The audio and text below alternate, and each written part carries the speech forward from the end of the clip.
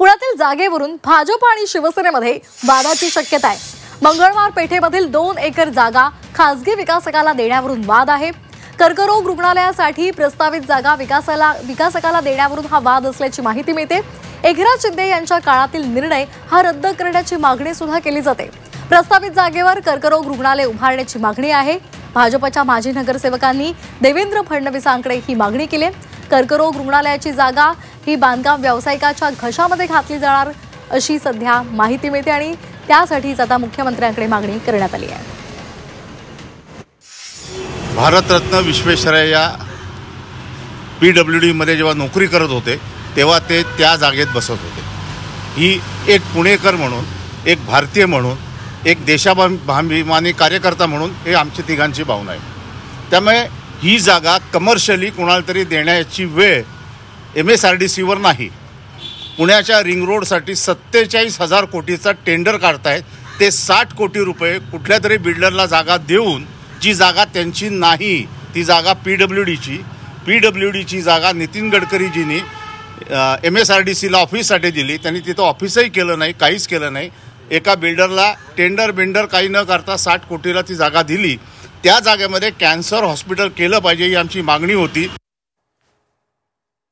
आणि या संदर्भात अधिक माहिती घेणार आहोत आमचे प्रतिनिधी अरुण मेहत्रे यांच्याकडून। अरुण, नेमकं काय सुरू आहे शिवसेना आणि भाजपमध्ये? पुन्हा एकदा एक वादाची ठिणगी पडण्याची शक्यता आहे।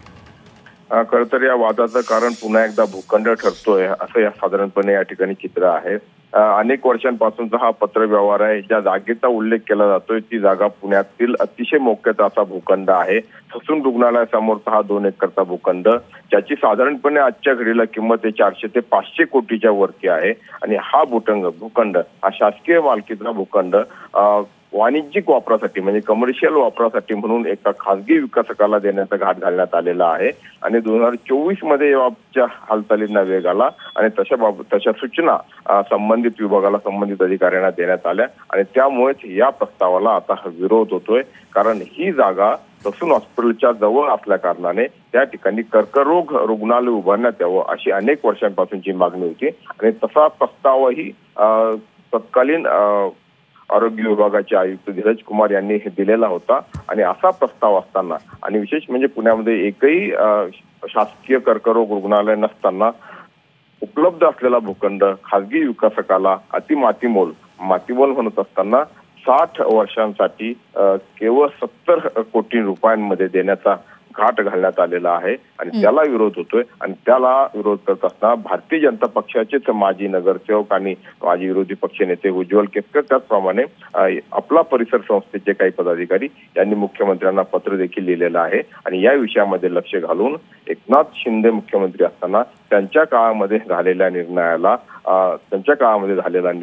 रद्द करण्यात यावा अशी मागणी त्यांनी केली आहे। आणि त्यामुळे पुन्हा एकदा म्हणजे शिंदे सरकारने घेतलेल्या निर्णयाबाबत आता वादाची ठिणगी पडण्याची शक्यता आहे।